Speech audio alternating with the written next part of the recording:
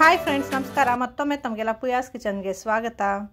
ಇವತ್ತು ಬೆಂಡೆಕಾಯಿಯಿಂದ ತುಂಬಾ ಆರೋಗ್ಯಕರವಾದಂಥ, ಸಿಂಪಲ್ ಆದಂಥ, ಹಾಗೆ ತುಂಬಾ ರುಚಿಕರವಾದಂಥ ಒಂದು ಗೊಜ್ಜು ಮಾಡೋದು ಹೇಗೆ ಅಂತ ನೋಡೋಣ. ಈ ಗೊಜ್ಜು ಚಪಾತಿ, ರೊಟ್ಟಿ ಹಾಗೆ ದೋಸೆ ಜೊತೆ ಅಂತೂ ತುಂಬಾ ಚೆನ್ನಾಗಿರುತ್ತೆ. ಹಾಗಿದ್ರೆ ಮಾಡೋದು ಹೇಗೆ ಅಂತ ನೋಡೋಣ ಬನ್ನಿ. ಇದಕ್ಕೆ ನಾನು ಇಲ್ಲಿ ಅರ್ಧ kg ಬೆಂಡೆಕಾಯಿ ತೊಗೊಂಡಿದ್ದೀನಿ. ಈ ಬೆಂಡೆಕಾಯಿನ ಎರಡು ಸೈಡ್ ತೊಟ್ಟನ್ನ ಕಟ್ ಮಾಡಿ ಈ ರೀತಿ ಈ ಮೀಡಿಯಮ್ ಸೈಜಲ್ಲಿ ಕಟ್ ಮಾಡ್ಕೊತಾ ಇದ್ದೀನಿ. ಈ ಸೈಜಲ್ಲಿ ಕಟ್ ಮಾಡಿಕೊಂಡ್ರೆ ಫ್ರೈ ಮಾಡ್ಕೊಳ್ಳೋಕ್ಕೂ ಚೆನ್ನಾಗಿರುತ್ತೆ, ಹಾಗೆ ನಂಚ್ಕೊಳ್ಳೋದಕ್ಕೂ ಅಷ್ಟೇ ಸೈಜು ಕರೆಕ್ಟಾಗಿರುತ್ತೆ. ಅದಕ್ಕೋಸ್ಕರ ಈ ಸೈಜಲ್ಲಿ ನಾನು ಕಟ್ ಮಾಡಿ ಇಟ್ಕೊಂಡಿದ್ದೀನಿ. ಈಗ ಇದನ್ನು ಕಟ್ ಮಾಡಿಕೊಂಡು ಒಂದು ಪ್ಯಾನ್ಗೆ 2 ಸ್ಪೂನಷ್ಟು ಎಣ್ಣೆ ಹಾಕ್ಕೊತಾ ಇದ್ದೀನಿ.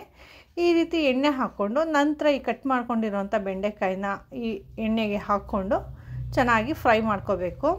ಸಾಮಾನ್ಯವಾಗಿ ಬೆಂಡೆಕಾಯಿ ಅಂತೂ ಈ ರೀತಿ ಪ್ಯಾನ್ಗೆ ಹಾಕಿ ಸ್ವಲ್ಪ ಫ್ಲೇಮ್ಸ್ ಹಚ್ಚಿದ ತಕ್ಷಣವೇ ದಾರ ಥರ ಲೋಳಿ ಬಿಡೋದಕ್ಕೆ ಸ್ಟಾರ್ಟ್ ಆಗುತ್ತೆ. ಹಾಗಾಗಿ ಈ ಎಣ್ಣೆ ಸ್ವಲ್ಪ ಮಿಕ್ಸ್ ಆದ ನಂತರ ನಾನು ಇದಕ್ಕೆ 1 ಹೋಳಷ್ಟು ನಿಂಬೆಹಣ್ಣನ್ನ ಈ ರೀತಿ ಹಿಂಡ್ಕೊತಾ ಇದ್ದೀನಿ.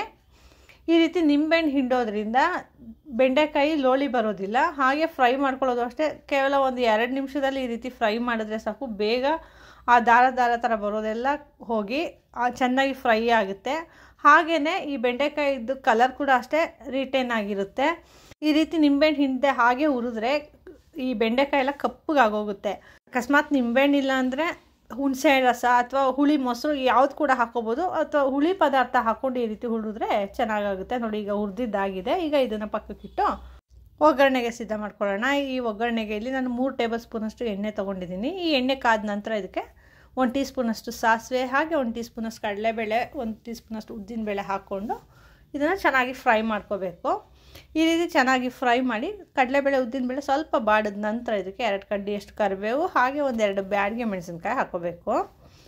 ಇದೆರಡು ಕೂಡ ಚೆನ್ನಾಗಿ ಫ್ರೈ ಆದ ನಂತರ ಇಲ್ಲಿ 2 ಈರುಳ್ಳಿನ ಈ ರೀತಿ ಮೀಡಿಯಮ್ ಸೈಜಲ್ಲಿ ಕಟ್ ಮಾಡಿ ಹಾಕ್ಕೋಬೇಕು. ಈ ಈರುಳ್ಳಿ ಕೂಡ ಅಷ್ಟೇ ಚೆನ್ನಾಗಿ ಫ್ರೈ ಆಗಿ ಅದು ಸ್ವಲ್ಪ ಕಲರ್ ಚೇಂಜ್ ಆಗಬೇಕು, ಆ ರೀತಿ ಚೆನ್ನಾಗಿ ಹುರ್ಕೊಳ್ಬೇಕು. ಈ ಗೊಜ್ಜಿಗೆ ಟೊಮೆಟೊ ಬೇಕು ಅನ್ನೋರು ಟೊಮೆಟೊ ಕೂಡ ಹಾಕ್ಕೋಬೋದು, ಅಥವಾ ಟೊಮೆಟೊ ಹುಳಿ ಇರೋವಂಥ ಟೊಮೆಟೊನ ಬೆಂಡೆಕಾಯಿ ಫ್ರೈ ಮಾಡ್ಕೊಳ್ಳೋವಾಗ ಕೂಡ ಹಾಕ್ಕೊಂಡು ಫ್ರೈ ಮಾಡಿಕೊಂಡ್ರೆ ಬೆಂಡೆಕಾಯಿ ದಾರ ಬಿಡೋದು ಕಡಿಮೆ ಆಗುತ್ತೆ. ಹೀಗೆ ಚೆನ್ನಾಗಿ ಇದನ್ನು ಫ್ರೈ ಮಾಡ್ಕೊಂಡ ನಂತರ ಇದಕ್ಕೆ 3 ಟೀ ಸ್ಪೂನಷ್ಟು ಸಾಂಬಾರು ಪೌಡರ್ ಹಾಕ್ಕೊಳ್ಳೋಣ. ಈ ರೀತಿ ಸಾಂಬಾರು ಪೌಡರ್ ಹಾಕ್ಕೊಂಡು ನಂತರ ಇದಕ್ಕೆ 2 ಟೇಬಲ್ ಸ್ಪೂನ್ ಆಗೋಷ್ಟು ಹುಣಸೆ ಹಣ್ಣಿನ ರಸ ಹಾಕ್ಕೊಳ್ಳೋಣ. ಇಲ್ಲಿ ಈ ಬೆಂಡೆಕಾಯಿ ಹುರಿಯೋದಕ್ಕೆ ಈಗಾಗಲೇ ನಾವು ನಿಂಬೆಹಣ್ಣು ಹಾಕ್ಕೊಂಡಿರೋದ್ರಿಂದ ಈ ಹುಳಿನ ನೋಡಿಕೊಂಡು ನಮ್ಮ ರುಚಿಗೆ ಅನುಸಾರವಾಗಿ ಹಾಕ್ಕೋಬೇಕು. ಹುಳಿ ಜಾಸ್ತಿ ಇಷ್ಟಪಡಲ್ಲ ಅನ್ನೋರು ಇಲ್ಲಿ ತುಂಬ ಕಡಿಮೆ ಹುಣಸೆಹಣ್ಣು ಹಾಕ್ಕೊಂಡ್ರೆ ಸಾಕಾಗುತ್ತೆ. ಈಗ ಈ ಹುಳಿ ಖಾರ ಚೆನ್ನಾಗಿ ಕುದೀಲಿ, ಅದಕ್ಕೋಸ್ಕರ ಸ್ವಲ್ಪ ನೀರು ಹಾಕ್ಕೊಂಡು ಒಂದು ಲಿಡ್ ಕ್ಲೋಸ್ ಮಾಡಿಡೋಣ.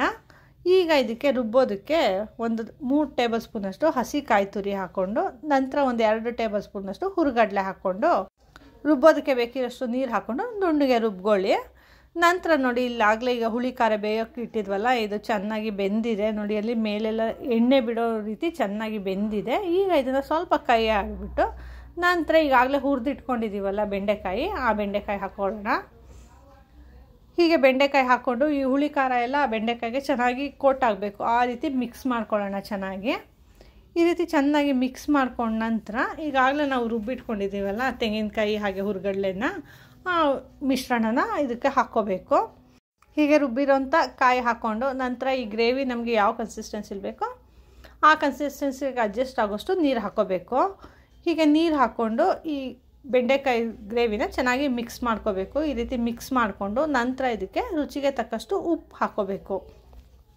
ಹೀಗೆ ಉಪ್ಪು ಹಾಕಿ ಎಲ್ಲ ಚೆನ್ನಾಗಿ ಮಿಕ್ಸ್ ಮಾಡಿಕೊಂಡು ಇದು ಚೆನ್ನಾಗಿ ಕುದಿಯೋದಕ್ಕೆ ಬಿಡೋಣ.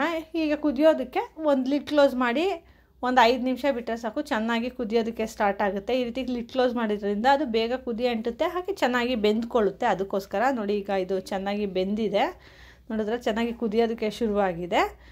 ಈಗ ಇದನ್ನೆಲ್ಲ ಚೆನ್ನಾಗಿ ಮಿಕ್ಸ್ ಮಾಡಿಕೊಂಡು ಹಾಗೆ ಕನ್ಸಿಸ್ಟೆನ್ಸಿ ಕರೆಕ್ಟಾಗಿದ್ದರೆ ಸರಿ, ಇಲ್ಲ ಅಂದರೆ ಇನ್ನೂ ಸ್ವಲ್ಪ ತೆಳುವಾಗಿ ಬೇಕು ಅಂದರೆ ಇನ್ನು ಸ್ವಲ್ಪ ನೀರು ಆ್ಯಡ್ ಮಾಡಿಕೊಂಡು ಕುದಿಸ್ಕೋಬೋದು. ಈಗ ನೋಡಿ, ಈಗ ನಾನು ಕುದಿಸ್ಕೊಂಡಿರೋಂಥ ಕನ್ಸಿಸ್ಟೆನ್ಸಿ ಕರೆಕ್ಟಾಗಿದೆ.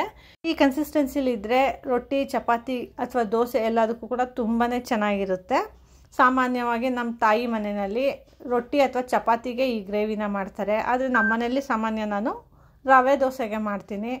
ಆದರೆ ನನಗಂತೂ ಚಪಾತಿ ಅಥವಾ ಮಸಾಲೆ ರೊಟ್ಟಿ ಜೊತೆ ಈ ಗ್ರೇವಿ ತುಂಬಾ ಇಷ್ಟ ಆಗುತ್ತೆ.